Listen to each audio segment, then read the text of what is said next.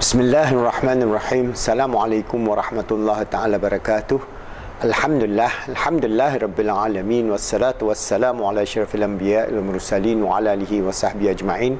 Alhamdulillah, in the previous video I have given you a shortcut method in terms of how we use our spiritual, social type of approach, in which we use the intervention in terms of our breathing, intervention of our Asmaul Husna, and how we are going to shift our anxiety profile.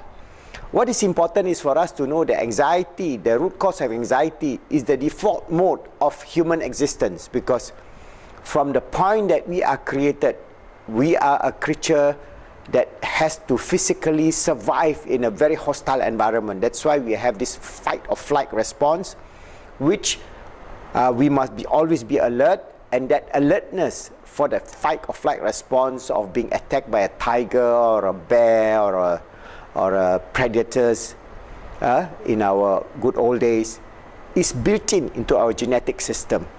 But somehow there is this default mode cannot adapt to the modern world, because now it is not a question of we being attacked by a tiger, but we being attacked through social media, Facebook or Twitter or whatever other system that causes us anxiety. Anxiety in terms of relationship, anxiety in terms of career, anxiety in terms of survival, in the sense not because of food, but survival in a very chaotic world. For example, you may have a job. You have anxiety that you may lose your job, say 2 years down the road. You have this idea of artificial intelligence, robotics, and combination of AI and all this so-called new technology, where you don't need people to do manufacturing. You don't need to do even to answer your call. All this will be done by robots and artificial intelligences. So there will be a huge anxiety that will be coming forward in the next 5 to 10 years. Where people just lose their job. They may have a perfectly wonderful job as an IT consultant, but that consultancy is now taken over by artificial intelligence. It could be many things in life. So this anxiety is going to be bigger and bigger and bigger and bigger, not smaller and smaller and smaller, because now the challenge is how we are going to reset our 4 areas of our existence: our spiritual, emotional, mental, and physical self. In CBT, it is bio, psycho, social. How are we going to reset our biological, our psycho, neurological or cognitive, and our social reset, so that we can then alleviate or reduce the sense of stress, because this sense of stress is actually killing millions and millions and millions of people because they are stressed out.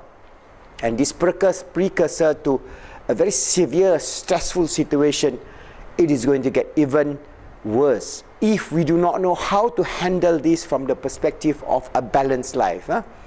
So that's why sometimes we have to take life as we come along, not in the sense that we have to worry and have anxiety all the time, because looking at it, whatever direction we are, alhamdulillah, alive. For example, if I look at my own situation, alhamdulillah, I'm alive. I have done reasonably well, the ups and downs in life with the difficulties and so on. But how am I going to avoid being anxious of my future? Being anxious of, for example, the future of my children or my grandchildren. These are things that we have to just let go. We have within Islam this sense of tawakkal ala Allah, and then we let go. We try to do our best, and we try to lead life in a calm, peaceful, day-to-day manner without having to think too far ahead. Because the more you think, the more you worry. The more you worry, the more you have anxiety. The more anxiety you have, the more you worry. And this cycle I've mentioned earlier on, this vicious cycle will cause a lot of problem. So the shortcut method that I have given to you, where you can inshallah remove anxiety in 5 minutes, it is something that you can try. But in a proper therapeutic manner, we have to use CBT or Pi-CBT. So we have to go back to cognitive behavior therapy or positive Islamic cognitive behavior therapy, because the difference, as I told you, between CBT and Pi-CBT is that we have our spiritual element, which I have tried to elucidate and input into you. So what are the approach for Pi-CBT? All right, one is basically Pi-CBT treatment for anxiety. One, we have to have time. All right, so in the essence of overcoming anxiety in our life, we must have time. So time for us to have time with our therapist or our counselor or group counseling session, whichever is the best format. Now, there is no one right way of doing Pi-CBT or CBT. All right, so we may have maybe develop 10 to 20 sessions. That is average. And most important is that when we go into this Pi-CBT approach to overcome anxiety, we must have aims and objectives. Number one, aim and objective.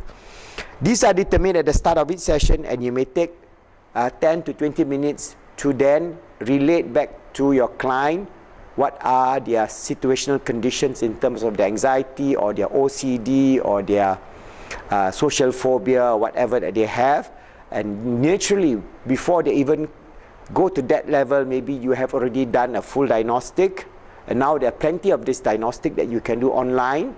They can click, and within 5 minutes you can have an answer of what kind of situational anxiety problem that they have. All right, this is an important part of setting the agenda and deciding the targets, because when you have the client together, you have this understanding of building rapport. Very important for you to build rapport.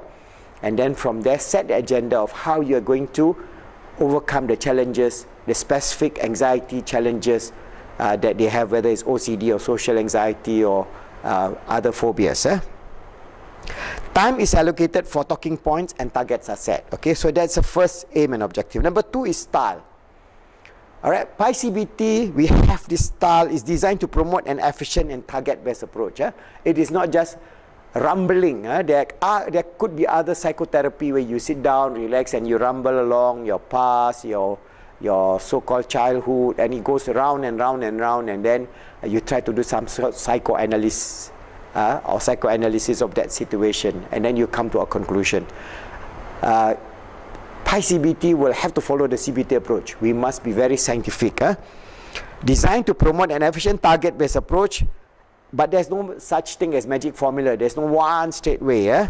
Different approaches work for different people. Working out what is best may involve trial and error, and breaking down the anxiety-related problems into different components, which may show us some new problems or some new perspective. Okay, so that's number two.